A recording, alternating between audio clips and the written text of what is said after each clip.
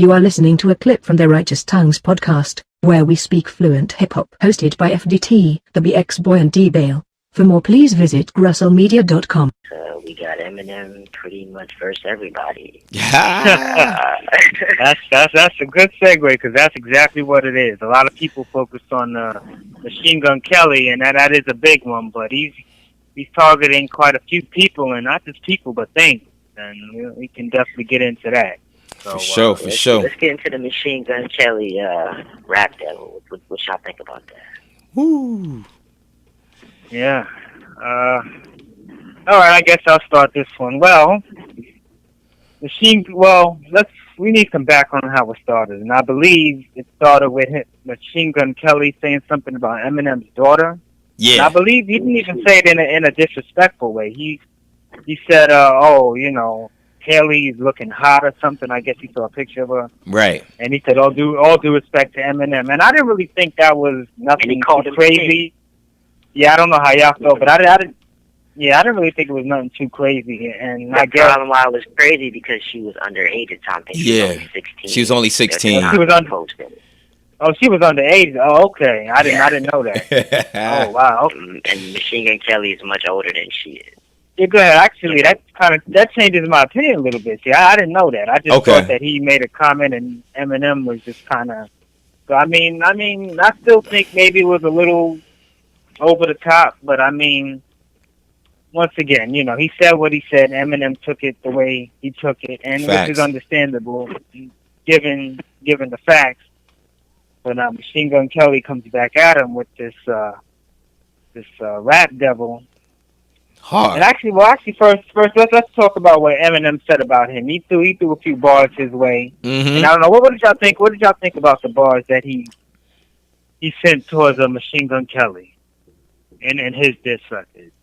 Well, I mean, they were alright. I mean, he called his name out. You know, what I mean, it was little. Yeah, I didn't really think it wasn't a full-fledged diss. Nothing crazy. Yeah, it wasn't a full-fledged diss. It was a couple bars. He called them Machine R. Kelly. Why you had to team up with Tech Nine and you was some Machine Tech Nine? Yeah, right. Yeah, right.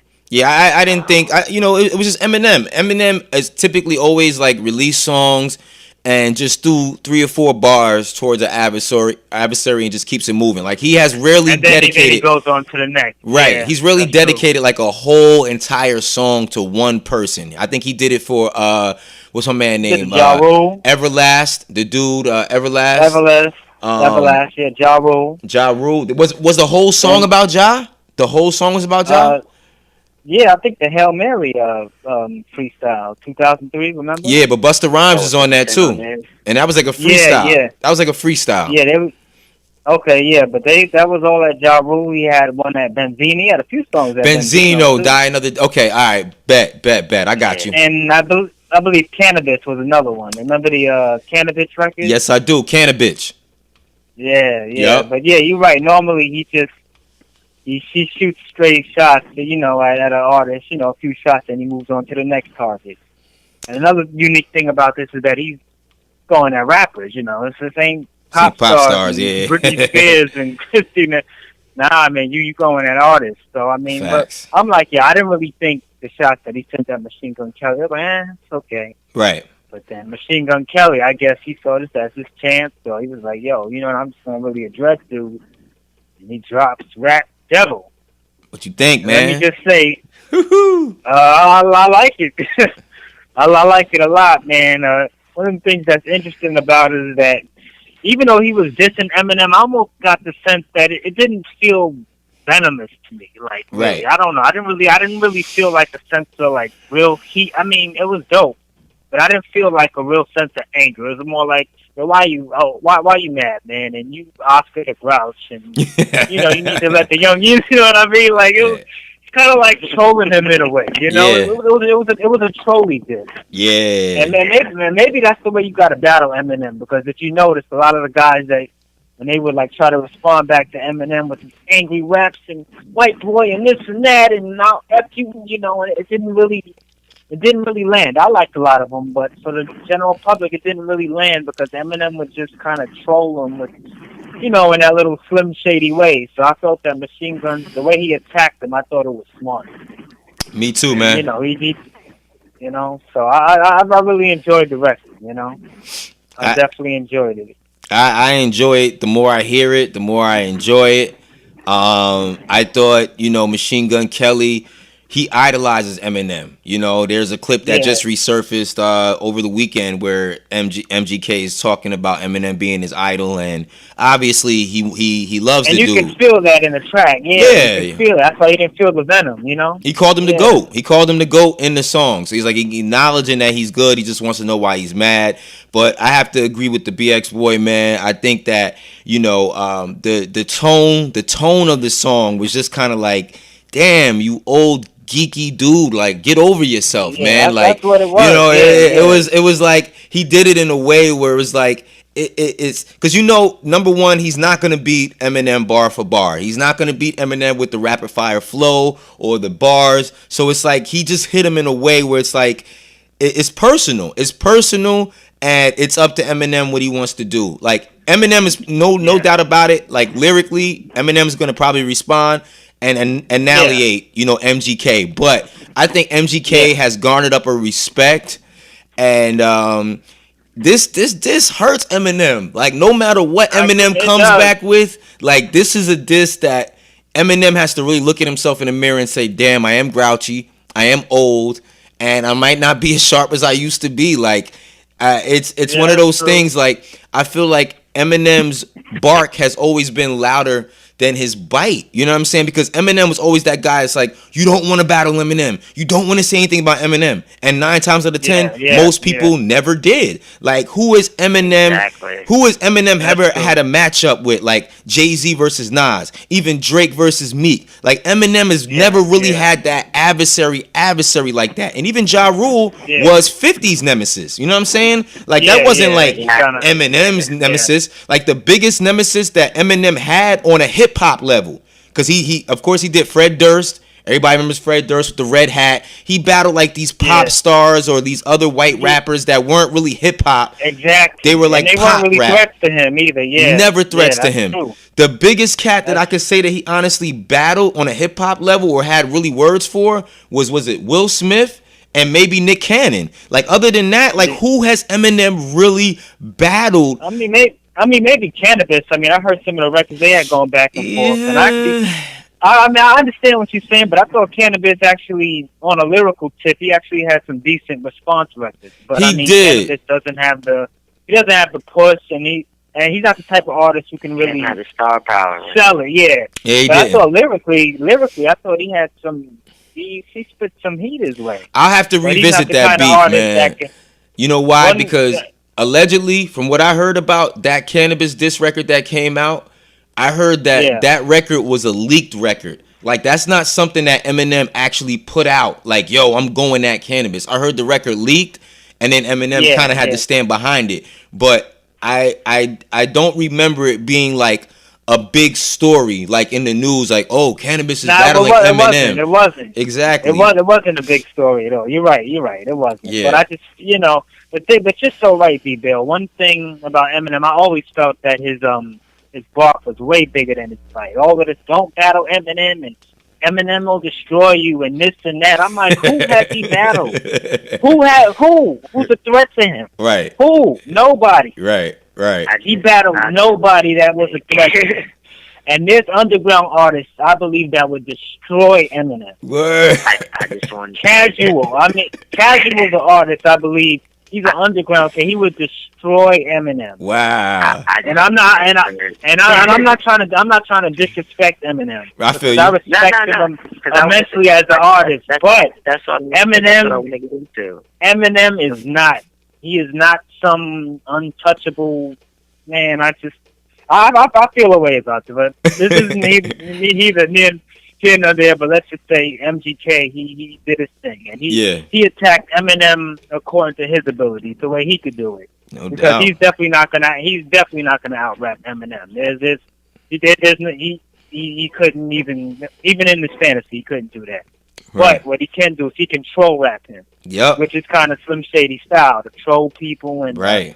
They being serious and he's turning their own heat and venom against them to make fun of them. Right. So I thought he attacked Eminem for his ability and his skill level the right way. Let's Now, talk we can about get into another topic another day about Eminem and the people he's battled and that. Yeah, But that's my feeling. So y'all go ahead.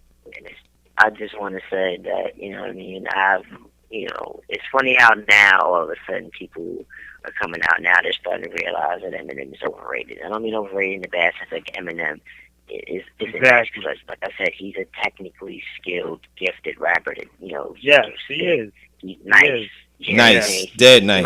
Right. You know what I'm saying? But, let's not think he's not the only one though. You know what I'm saying? Not even close to it, and he really built the mystique.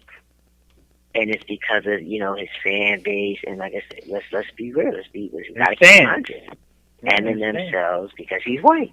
Yeah, it's a big part. He's white and he's good. And it's funny because I was saying this for years, and then Charlemagne the guy, he said on a recent Breakfast Club post, he said that if Eminem were black, he'd be Red Band. He'd be big. He'd be Big L. He'd be Trash Promoted by Nature. Facts. You know what I'm saying? He'd be Facts. Cannabis. Yeah, he'd be a Lupe. You know what I'm saying? He'd be a boasted teller. You know what I'm saying? Like he would be put in those same ranks, the same people that don't so that can really spit. You know what I'm saying? That can really spit. Yeah. But like I said, he can rap and he's white. Yeah. And we gotta, then people gotta understand it's that too, but it's just like, like when you go back and listen to the shit Eminem used to spit about, like the shock value alone, like I had to go, like after listening to Kamikaze, I had to go back to listen to Marshall Mathers Project, go back listen to Slim Shady. I'm like, wow, I'm glad I didn't listen to this shit as a kid. It's a lot of it's a lot of shock. Yeah, that's really where he built his name. A lot of shock value rap. well, Exactly. I think when you listen to Eminem, you really always felt that. And we've had that already. He's fast food. Yeah, and you've had Big L did that. But Big L still spit real shit though.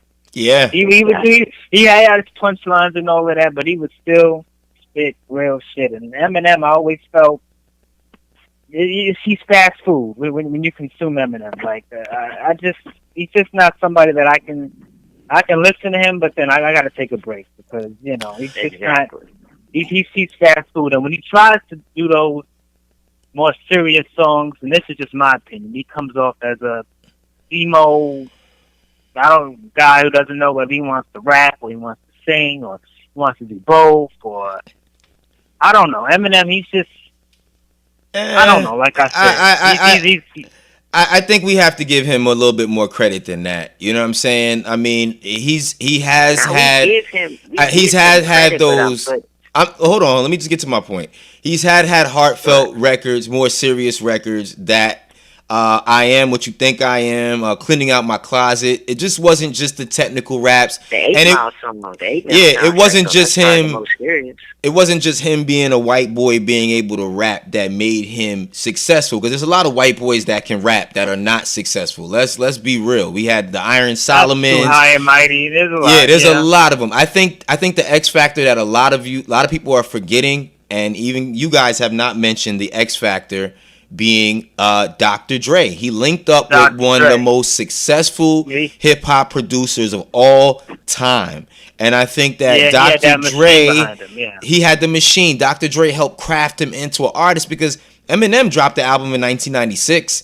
I remember that album. Yeah, what was it called? Infinity or something? Yeah, Infinite. So I think so. I heard it only sold 1,000 copies. Right. So until it, he was always, and that was probably his best album. Like if you really want to look at the pain and lyrics and him having something to say, that was an incredible album. So he didn't really become successful until the Dr. Dre connection. That's what really made it click. And the Dr. Dre cosign is what really brought him everything that he had, because he was always spitting, but it was really Dr. Dre. So I don't want to just say, I think it's unfair to just say he's only successful because he's white and he's good, because there's a lot of white good guys that didn't sell like Eminem. No, I agree with that. Yeah, but that speaks to what you just said. I mean, rumor has it Eminem is an industry plant. Yeah, I've heard that. I don't know if I believe it, but I've heard that, and I can't say that because the dude was doing blaze battles. He was, you know what I'm saying? Like, he was a legit underground MC in Detroit. It's not like he just popped up and nobody in Detroit knows who he is. He had cosigns in Detroit. Yeah, you know what I'm saying? Battle Casual Like, and all of them. he's legit. He's from the hood. You feel what I'm saying? In that way. So if Eminem would have just popped up and dropped, "Hi, my name is Slim Shady," and they would have went to Detroit and they said, "Does anybody know this blonde hair white dude that's rapping with Dr. Dre?" And people would have said, "We don't know who he is. He's not from here." Like what Vanilla Ice went through. Like Vanilla Ice was like the plant because he was claiming hoods that he wasn't from, and he got exposed, which was like the end of his career. But Eminem, when they went back, they said, "Nah, this guy is from Detroit. He's always been spitting. He's a dirty white kid from the trailer park. This is what he does." So I don't think he was a plant. I just think that the industry found a way to say, "Oh shit, we can really exploit this dude. We're gonna color his hair blonde. We're gonna, So I think that there was a industry makeover to make him more relevant to pop masses, but he was a legit underground MC.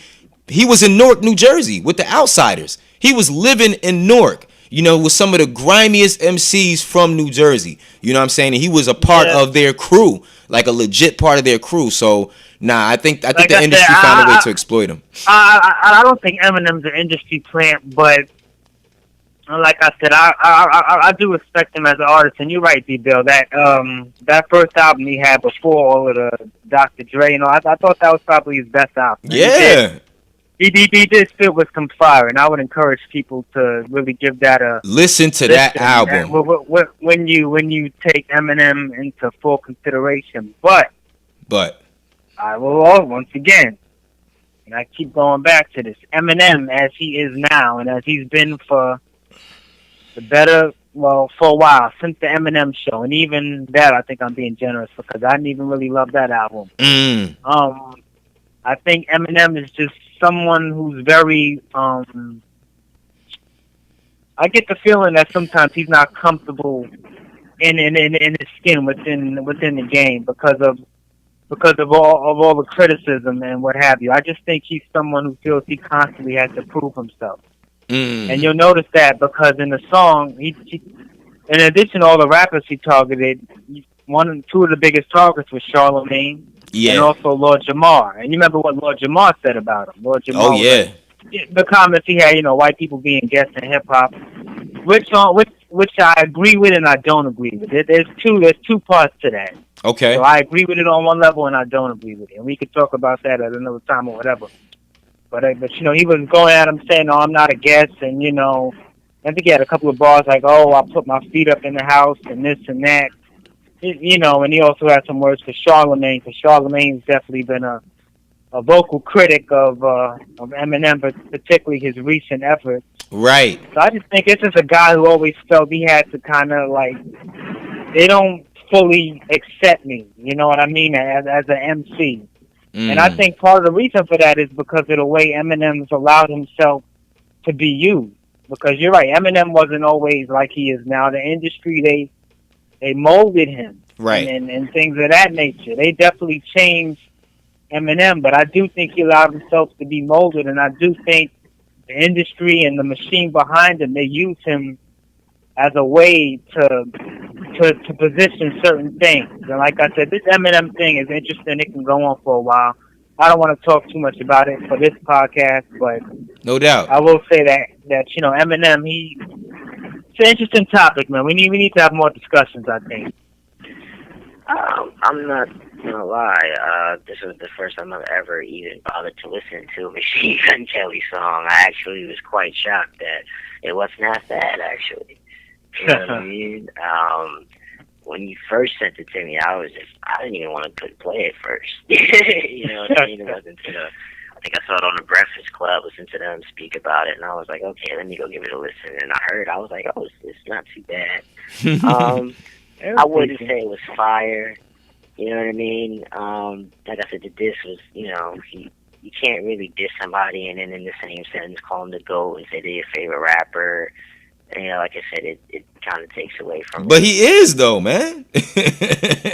He really is his favorite rapper, man. Like it just happens to be that way. No, and I'm just saying, but you know, but other than that, you know, he did make some good points about, like, you know, it seems like Eminem is bored and, you know, the grumpy old man and stuff like that. Other than that, he stays at home, reads addiction. Like I said, he battled Eminem the way you have to battle a guy like Eminem. You can't battle him like a conventional. You have to troll him. Yeah. It came at his beard, came at him for being short. You know, you can't battle him seriously because he beats everybody that way. Everybody makes that.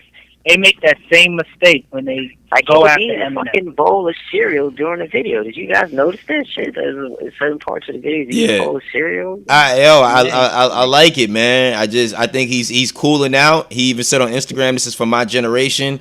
I thought it was a great effort by the kid, man. You know what I'm saying? And I think he took that light, like he didn't want to seem pressed about it. So I think the imagery with him eating the cereal is kind of like, you know, I ain't stressing this shit, man. Like I'm just letting this old man know what the fuck it is. I know he's one of the greatest. I know he's gonna bring back a lot of fire, but I'm calling him out for what it is. Why are you so angry? You know, you got everything you want. You talking tough. And you know you got armed security. You not gonna do shit. Like I like the approach of it, man. It's like he's attacking him in all the ways that he knows Eminem can't really strike back. Like what is Eminem's rebuttal? Like Eminem talking tough as hell and talking about getting trick from Detroit. You know, it's like, bro, like, you know, he's like, you man up, do your own shit. Like he's calling him out. So it's like the only way Eminem's gonna be able to respond lyrically is lyrically. Like, you know, he's gonna have to come with the bars, the flows. But in terms of everything he said, Eminem has been a recluse in the rap game. Like he said it himself due to his drug addiction that he stayed in the house for like years on end. You know what I mean? Like he called him out on everything that Eminem has admitted to being going through. So I thought it was a great diss. Like it wasn't the best lyrical diss that we've had this year. Nah, but I thought it was hella solid. I thought it came back hella fast. You know, and like most people are already saying MGK means Marshall gonna kill you and all this other stuff, that's fine. But MGK still got 44 plus million views on YouTube right now, and he's made himself very relevant again. He's gained a whole new respect, a whole new fan base of people just off the strength of this. And he's a lot of people are scared to go at Eminem. That's what I'm saying. He straight went to do it. On some hip hop shit. On some hip hop shit. Like, come on. Even though we think he's more, you know, bark than bite. I mean, a lot of people do have this mystique. Oh, you don't want to battle Eminem and this and that, you know. And like I said, I think y'all both right. I think that D.Bail was right in that he went after Eminem in an effective way, the way that you have to attack a guy like that. He did, and for that, I appreciate the song. I really do. No doubt, I also agree with Freaky Ty in that, you know, like, I don't think it was the greatest diss record. I mean, you know, it wasn't, but for what it was trying to do and for this generation, I think it was on point in that regard. Word. And I give it its respect, you know? Yeah. So, that's what it is, you know? No doubt, man. What we got next, dog? What we got next? Eminem. Y'all want to talk about Joe Budden? Or? Yeah, that's what we get to. You know, Eminem's been the topic of discussion for majority this week, so we're gonna get into, you know, Eminem versus Joe Budden. Joe Budden. Oh boy. Now Eminem goes at Joe Budden first on the Kamikaze album with a diss about, you know, domestic violence, saying, you know, Budden hasn't had a hit since he, you know, smacking bitches and stuff like that, which is, you know, kind of hypocritical coming from Eminem, who you know, had records talking about it, you know, way worse. Stuff as well. It, you know, was a weak bar at that anyway. But Joe Budden. Joe Budden's not impressed. He said he's not going to get out the bed for anything less, and he will destroy Eminem in a rap piece. Yeah. What are your guys' thoughts on that? Oh, and he also stated that he's been better than Eminem for a decade. Past decade. Part of a decade, Thoughts, D.Bail. Yeah, man. You know, the sentiment that Joe Budden has expressed, and listening even Joe Budden's last album with producer A-Rab Music, I can definitely say Joe Budden is making more hip hop infused music that I can appreciate more than Eminem has in the past decade. The fact that you know, Eminem came at Joe Budden, you know, has a lot to do with Joe Budden's recent criticisms or prior criticisms to Eminem's last couple efforts, you know, the Recovery album, you know what I'm saying? And I think Revival album as well. I think that Eminem probably took it personal because, you know, he gave Joe Buttons a record deal with Slaughterhouse. So he probably felt like, damn, you know, you don't bite the hand that feeds you type of thing. But Joe Budden is in a unique position now as a broadcaster where he has to kind of put those loyalties to the side, I guess. You know what I'm saying? And to Charlemagne's point about something that Wendy Williams told him a long time ago, when you get on the radio and now podcasting, either you're going to be of the industry or you're going to be of the people. And I think Joe Budden has made the conscious decision to be of the people and not necessarily take the industry route when it comes to reviewing artists, even if it happens to be his boss, or even if it happens to be a well-respected fellow artist in Eminem. But Eminem was right as well to strike back. I mean, if Eminem felt some type of way about what Joe Budden said, he has the right to say what he has to say. Will Joe Budden destroy Eminem in the battle? I'll tell you this, man. I feel like Joe Budden didn't get his proper respect for the disses that he laid across against Drake. And Joe Budden is more ready for a battle in terms of really getting busy than Eminem has, you know what I'm saying, in a long time. So I think it'll be a very interesting battle. I'm not going to say Joe Budden is going to, you know, rip Eminem to shreds, but I will say I think Joe Budden definitely has a chance if Eminem really wants to record a full song, not a couple lines. I think that it will definitely be an entertaining and very tough battle for Eminem to win, because Joe Budden is a beast when it comes to that. He's been battle tested. He's battled damn near everybody in the industry. For the past 20 years, he said. 20 years. 20 years. Good point. Good point, Ty. Good point. The export, what do you think? Oh boy, I listened to the entire podcast and it was very interesting. It was just interesting hearing Joe kind of, I guess, just finally kind of lift the veil and just saying what he really felt for all these years. And he had quite a bit of grievances against Eminem. You know, he was talking about how Eminem wouldn't appear on projects. They would send him songs, say, "Oh, it's just not the right song. It's not the right song. Send me another one." And I think he was also, and this might be, I don't want to put words in his mouth, but he might have felt a little bit of jealousy between the relationship that M had with Royce, that he maybe didn't have with the others in the crew. And that was something that might have been a sticking point. And he also felt that Slaughterhouse did better away from Eminem. Like when Eminem was more hands off and it was just those four in the studio. Right. He felt they made magic together. And you know, I'm not so sure that he was wrong. Sometimes, you know, just letting them kind of do their own thing, it worked out for the best. Right. And he also pointed out a lot about Eminem being in a bubble, which I thought was very interesting. You know, he lives in a large mansion with already security guards and he has servants and maids or whatever, and he's just really isolated from the world. He's not really out there, you know, really experiencing the culture, maybe like a lot of artists who have to regularly work the circuit and go here and there. So in order to get inspiration, I think he felt that Eminem used them as kind of his ear to the street to see what was hot, what was popping, and just to kind of stay in a rapper's frame of mind, and he kind of use those guys for that. And he just felt that Eminem never really gave him the push, and he was making comparisons to how Rick Ross was dealing with Meek and the people on his label and what have you, and he felt that these are the moves we should be making, and yet Eminem, he's a recluse, so he's not doing all that he can be doing. Right. And it was just very, very interesting. Now, as to the statements that he made about being better than Eminem, he very well may be. Personally, I think Royce is better than Eminem, and I felt that for a while. Okay. And he definitely spits stuff that I feel more than Eminem. You know what I mean? I mean, as far as Crooked Eye as well. Joel Ortiz, I think, is more like Eminem in that he's really good at spitting, putting together a bunch of words, but it's in terms of making a song, it's like, not the greatest. But I mean, lyrically, I think he can go toe to toe with Eminem easily. Wow. I just, like I said, I just don't buy this whole Eminem is, but like I said, that's just me. And once again, I respect the hell out of him, but I just feel there's people that can easily go toe to toe with him on lyric. And then in terms of him being better for the better part of a decade, that might be true. I mean, let's be honest. This hasn't been M's best decade. I mean, a lot of his more recent efforts, they've been met with, shall we say, a very mixed response.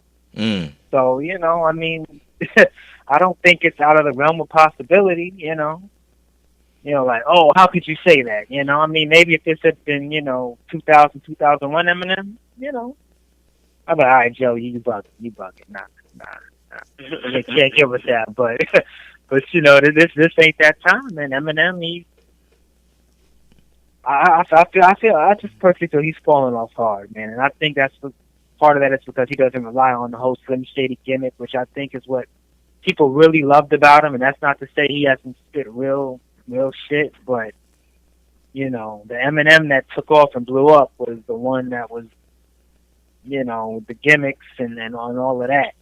And when Eminem tried to move away from that, I just don't think he ever truly found the right balance between how to keep things that drew people to him when he was blowing up with Dr. Dre and whatnot, and trying to move in a different direction, Right. And all due respect to Eminem, but I knew I was completely tuned off of Eminem. I forget which album it was, but I heard Eminem singing, and I was thinking to myself, oh my God, I did not buy an Eminem album to listen to you sing. Right. I'm like, this is not the right direction, bro. But like I said, Joe Budden, I do think he has some legit gripes, with Eminem and the way he handles Slaughterhouse. Mm-hmm. And, he's letting the world know, like, yo, it wasn't handled right. And as an MC, he's like, yo, I feel I've been better than him. And, you got the there right. might be some truth to that. Yeah. I mean, you definitely don't want to sleep on Eminem, because the angry Eminem, that's a scary thing. Right. But at the same time, I definitely think there's people that can definitely challenge him. Give him a run for his money, dog. Definitely, and so, like I said, I felt Royce was better than Eminem. Not only do I think lyrically he's on par, but I just feel he spit stuff I can relate to, and I think that was one of Lord Jamar's critiques when people try to say Eminem's the GOAT. I said lyrically he's up there with the best of them, but I mean, if he's not consistently spitting stuff that touches your soul, or like that you can really, it's like you're just a good rhymer of words, And I mean, I feel like Lupe Fiasco could give Eminem a run for his money. And he Lupe, just might. I feel Mos Def, Pharoah Monch. I mean, I feel there's a lot of people that really can. And Lupe feels the same way because he made. Oh yeah, Lupe, he made a comment. Yeah, he said he watched both of them. Yeah, he said watched both Eminem and Joe Budden if they wanted. I'm like easy. I'm like easy, Lupe. But I mean, Lupe can rap now. I mean, of course, man. That'd be a good one. I still remember that. He put some respect on his name. I still want to see him in Mos Def battle before Mos backed out of that. I thought that would have been great for hip hop. Two MCs I respect tremendously. Facts. But like I said, man, Joe, he was on one of those epic Joe Budden rants, and he went for a while. Mm-hmm. But he made sense. He made some valid points. He did make sense. I especially feel him on the stuff about Slaughterhouse, because when you look at Slaughterhouse, I felt they could have been bigger if certain moves and certain things would have happened. But I feel Eminem was more hands off than he was with, say, a 50 Cent or certain other people, where his hand was more directly in it.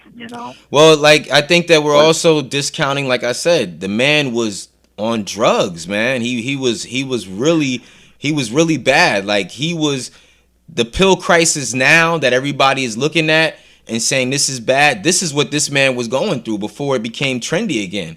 So I think that had a lot to do with, that's you know. a super valid point. Yeah, man. Like that's true. A lot of these adults, they talk shit about the young generation doing pills and shit like that. But Eminem was one of the first motherfuckers to be talking about doing pills and shit. Right. Yeah, he was talking about that way back. Yeah, Slim Shady out there. No, yeah, so he was. I don't think Joe Budden has had his you know, addiction problems as well. Right. And I think that, you know, Shady Records, you know, was ran by Eminem and Paul Rosenberg.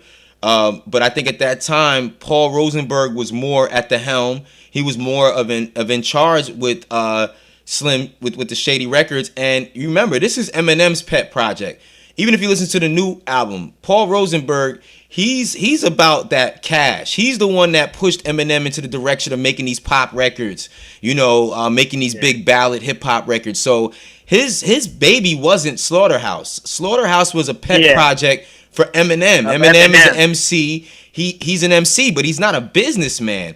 And I think the time that Slaughterhouse was out, I think, was literally at the height of Eminem's addiction. Eminem was in rehab. He was not 100% at all. So I don't think he had the mind frame to really put his resources behind Slaughterhouse the way that Joe Budden might have wanted. And Joe Budden being, you know, having addiction issues himself, I think that he should be a little bit more understanding with that, because after all, more sympathetic, you think? Yeah. I agree with that. Out of all four Slaughterhouse members, Joe Budden is doing absolutely amazing for his career right now. He just got the deal with Spotify. Yeah. He just got the Revolt deal with Diddy. So, you know, everything worked out. You know what I mean? And most of it is not rap related. You're right. He had to venture into other things. Exactly. But yeah, he's really doing really well. Yeah. He's doing well for himself. And he can still drop an album if he feels the need to. So I think, yes, he did have some valid criticisms with his gripes against Slim Shady. But at the same time, it's like, bruh, you're not homeless. You know, you're not telling a story like living in the streets. Like, yeah, you know, Eminem ruined Slaughterhouse and now I can't feed my son. It's like, bro, you're doing better now as a podcaster than you was doing as a rapper. So, you know, you know, it's all good. If anything, Joel, that's true. If anything, Joel Ortiz should be the one that's mad, because he's probably the one. Right, you don't hear from Joel. You know, struggle the hardest. You know, right. I mean, I think Royce and Crooked, they have their grind, but I think they'll be all right. But Joel, he's probably the one who really got to hustle. Yeah, and Joel will be all right too. He'll be all right too. He'll be all right. Yeah, I want to go back on what you said, D.Bail. You said that Eminem's not a businessman, because Joe Budden made another valid point when he said that, you know, Eminem's not a good businessman. He's not a Jay-Z. Exactly. He made the valid point showing that he don't put his people on. And he said, hey, have y'all seen Bizarro lately? He don't look too good. You know what I'm saying? They say, yes, have y'all seen Tata lately? Because y'all know that's Jay-Z's friend, you know. Yeah. That nigga looks great. He's a millionaire. Right. You know what I'm saying? His skin is flowing. You know what I'm saying? So it's like, it just goes to show, like, you know what I mean? Eminem, he ain't putting his people on. And he, you know. Yeah, I mean, he's a dope rapper, but a businessman he's not. Yeah, but to his credit, I mean, Bizarre is a grown man too. You know what I'm saying? Like, D12 is not. You can't expect someone to feed you. You hold your hand. Tata made a niche for himself. Tata's not a rapper. You know, so it's like rappers have. I wouldn't compare Tata to Bizarre. You know what I'm saying? Tata can be an executive for Jay-Z for the next 30, 40 years. Bizarre is not going to have a rap career for the next 40 or 50 years. So I think that's an unfair comparison. Eminem did more for D12 than he could have did for anybody else. I mean, D12, if you look at their career, they definitely had a successful career. They had multi-platinum albums, and that's just that. You know what I mean? Bizarre, at this point, if he's not able to continue that success, that's his problem. You know what I mean? It's not like Eminem. You know, D12 had a better career than Slaughterhouse. You know what I'm saying? If you want to look at records sold, and they did. And so it's like you know, D12 did what D12 was supposed to do. You know what I'm saying? Bizarre not walking around like a millionaire right now has a lot to do with his own personal issues. Tata found his niche. Jay-Z gave him a job. He's an executive. Bizarre was never an executive. He was a rapper, a part of a 6-man group. You know what I mean? So it's different. It's apples and oranges, man. And not to mention, I think the most successful out of M's camp is probably not a D12 member. It's probably Royce out of like that group. out of his camp. Well, don't forget 50. You know what I mean? You know 50 is also. Oh yeah, 50 too. Yeah. You know what I'm saying? You're not talking about Detroit people. Okay, I got you. Detroit but people. You know, like because he had Obi Trice in him, but I thought Royce was probably the biggest success story ultimately. You know. Yeah, and even Obi Trice had two platinum albums. You know what I'm saying? Yeah, he did. Yeah, he did. That's true. Obi. Yeah. You know what I mean? True. Obi Trice's situation was that he just kind of got overshadowed. Over 50, you know what I'm saying? Because 50 and Obi came out around the same time. 50 was out at the same, 50 but just swamped everything, yeah. Most of Eminem's acts, except for maybe Slaughterhouse and a couple of other artists like Bobby Creekwater or even Cassius, most of the people that Eminem co-signed did fairly well in the music business. You know what I'm saying? Yeah. They did all right, even if it was just by association. Like, even if you, like, a lot of people didn't necessarily, they weren't D12 fans, they still brought D12's album because Eminem co-signed. Off the strength of Eminem. Exactly. Yeah. You know what I mean? So, yeah. You know what I mean? I don't know, man. I mean, like I said, I think Joe Budden is in a great position. And, if they're going to criticize each other, so be it, man. I would love to see a Joe Budden Eminem battle, though. I ain't going front. I would love to see that. Yeah, I would. That would be dope. And and you're right, I think Joe has more than just a shot. I think he could win. But like I said, an angry Eminem, that is a scary thing in a battle. I'm not that is, because you heard some of them Benzino diss records. He was spitting some fire now. Oh, yeah. I got to give credit where credit is due.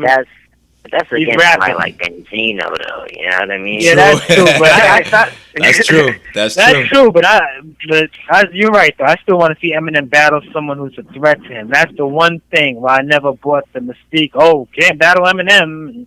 Nah, you battle someone who can hurt you, and there's people out here that can hurt him, and you're able to hold your own. All right, Facts. To this point, I just don't think he's really done that to my satisfaction, but. No doubt. Yeah, man. Joe Budden.